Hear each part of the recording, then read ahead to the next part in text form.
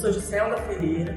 Nós estamos fazendo um trabalho sobre a saúde do adolescente no curso de enfermagem do 6º período.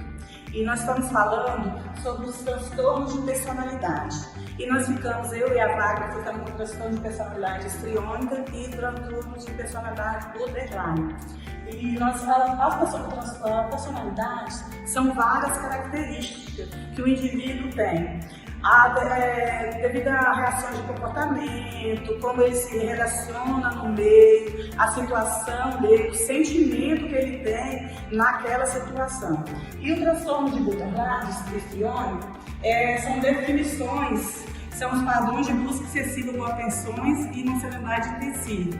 Enquanto se inicia na vida adulta e presente em vários contextos. Quer dizer assim, ele tem necessidade de chamar a atenção, de ser o centro da atenção. E se ele não for o centro da atenção, ele sofre. A instabilidade, ele tem muita instabilidade emocional, por quê? Porque se ele não está no centro das atenções, ele tem raiva, ele não quer participar, ele não quer ir em lugares, porque se para ele não tem sentido ele estar no lugar, se ele não for o centro das atenções.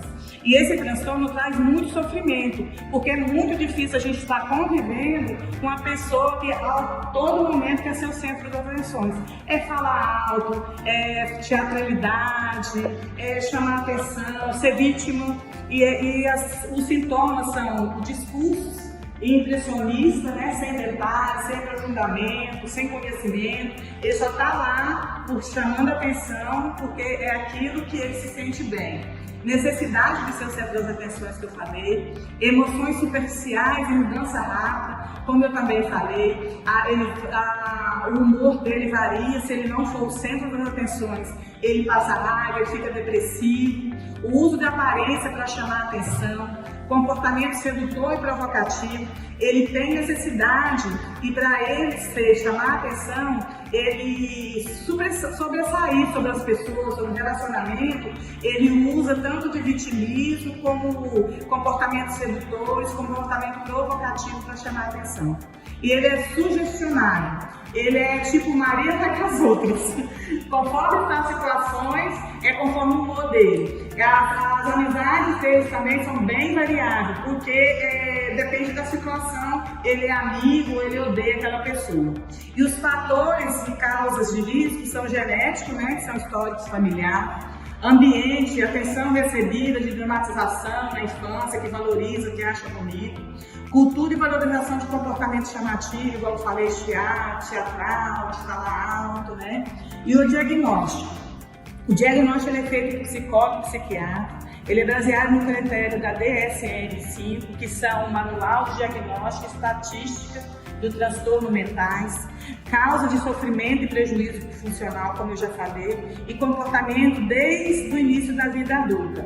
O diagnóstico é muito difícil de fechar o diagnóstico de personalidade histriônica, porque ele se confunde muito com as outras personalidades. E como uma pessoa que tem esse transtorno, ele gosta muito de chamar atenção, ele gosta muito de se vitimar, ele faz muita simulação. Então, para fechar o diagnóstico, tem que fazer não entrevista só com ele, mas entrevista com alguém, com parente, com amigo, com marido, esposo, né?